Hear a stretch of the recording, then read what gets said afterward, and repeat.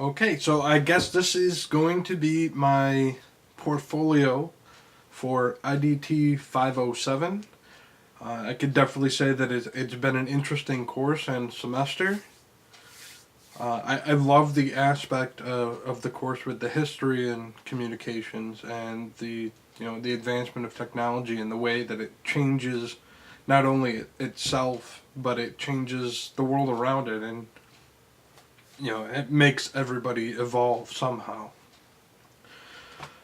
So looking back, I guess my first project was the infogram or infograph, sorry, of the evolution of communication throughout time. It was definitely a fun activity to create the infograph. I've only made probably two or three in my career in design, and I think it's definitely well worth the effort to look into more, maybe doing more. It just allowed me to get a little bit more creative and out of my zone, and actually put the time into designing like I really like to do. Moving on, I went with the slide presentation to show a little bit from still media to still but presentation, so it's a little bit more movement to it, and that was actually talking about the evolution of reporting and broadcast media, basically. And that idea actually came a lot from what we see on social media now, with a lot of the stories and news that we see on social media is actually false news, and it, it's very hard to keep up with what is actually going on, especially since a very high percentage of people, I believe it was like 47%, actually said that they get most of the news from social media. So looking back on it, I would have to say that was probably one of the most informative projects I've done. It's a slide presentation, and it's not like, I don't know, anything really special, but I have to say that the actual content of it was a great thing to look into. Moving on, my third project was the Prezi project, and that was talking about the evolution from telephone to email in business. And really what got the idea going on that one was I, I'm working as a designer for a sign shop now, and a lot of our clients actually call. And for myself, I have a hearing difficulty that it stems from heredity, sorry. And it's really hard to understand my clients on the phone, including, if I have machines running behind me. I have, a 2-ton printer that's right behind my desk, and it makes it very, very hard to hear what the client's saying. Oftentimes, I'm actually telling the client, if you could please just send me an email with all the information. And that's really what got that whole project off the ground, is that email is really starting to take over. And it's not just for the hearing impaired, but it just makes it easier for everybody in the workplace if you just work around email.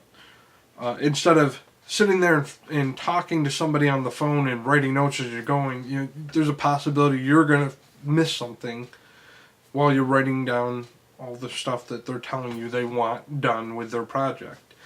And with email, they could take the time to make the bullet list, make sure that they have everything that they want on that email and what they want in their project before they send it off to you. And basically, you have already got a bullet list of everything that they want, and there's no miscommunication. It was kind of like the telephone game, in that you start at one person, you tell them something, and by the time you get to the 10th person, it is a brand new story. So that's really where that stemmed from. The last project was more of a personal project, and that I've done a couple projects on cyberbullying through in the master's program, and this was the first one I did on video. I actually did it in this style as a YouTube video style, if you want to say face-to-face, floating head. And I did it somewhat like I'm doing now, is I made sure it was, up close and personal. You are directing to the camera, and there was no script. And the reason I did that is I really wanted to make it personal. I wanted to really get the emotion of the topic from me through the camera to the viewer, and that was a really important thing that I had to do. So the cyberbullying is, well, the reason it became so personal. I do have a few friends that actually ended up committing suicide. I believe 2 of them were from bullying.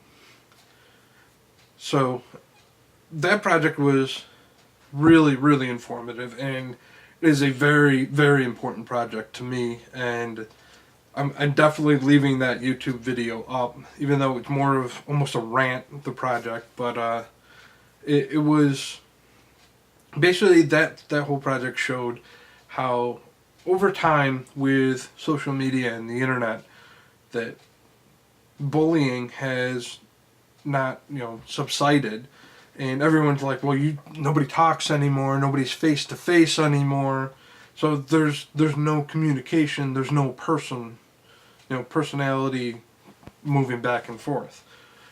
Well, bullying found its way around that, and that's what I really wanted to convey, is bullying is always going to be there, but for some reason bullying was able to portray itself over social media and the internet. And actually it has a more lasting effect on people than, if you were to bully them in person. So that project, I can't say it was fun to make, but it was a really important project for me to make. So where to go from here? I'm real close. I'm real close to finishing up masters, and I'm not dreading the day that it's over and done with, but I'm really looking forward to what else I can do. Working on my masters and throughout all these classes, it's really opened my mind of, I have a lot of tools that can get me where I want to go. I could definitely say that I have made more videos than even when I was a video and film student, way back when. It's definitely helped me out a little bit to work on this, and I could definitely say that I'm feeling a lot better being in front of the camera. So, that's a huge thing for me. It's a real growth for my personality.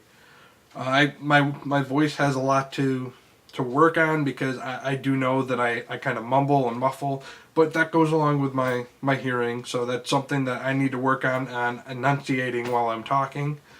And I'm pretty sure most of this video so far has been a lot of mumbles, so hopefully you can understand me. But other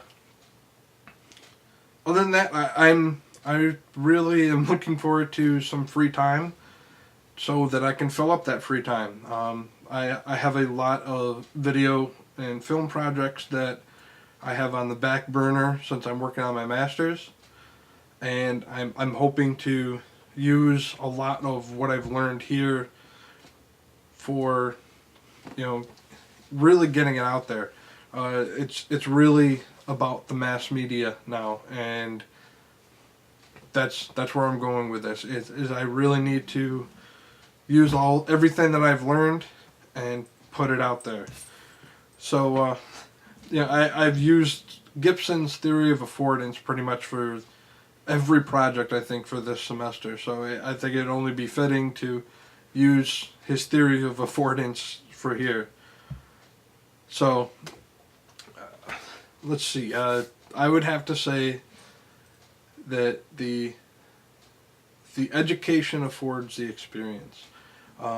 What that really means is it's not just this semester and what I learned in this course. It's what I've learned, since I started at SUNY Poly, since I started at Herkimer, since I started back at Munson Williams at the Pratt program. So long ago. It's 12 years now. I've always taken my education seriously, and I've always taken my education to kind of keep it all in my back pocket of things I've learned. And with the things I learn, it's going to push me places. There's always a type of toolkit that I kind of keep in my back pocket of things that I've learned throughout the times that I could pull it out and I can go anywhere I want with it. And I'm just going to have to say that that's exactly where this is headed. So I really want to thank you, Professor Snyder, Professor Lizardi, for a great semester, and thank you very much.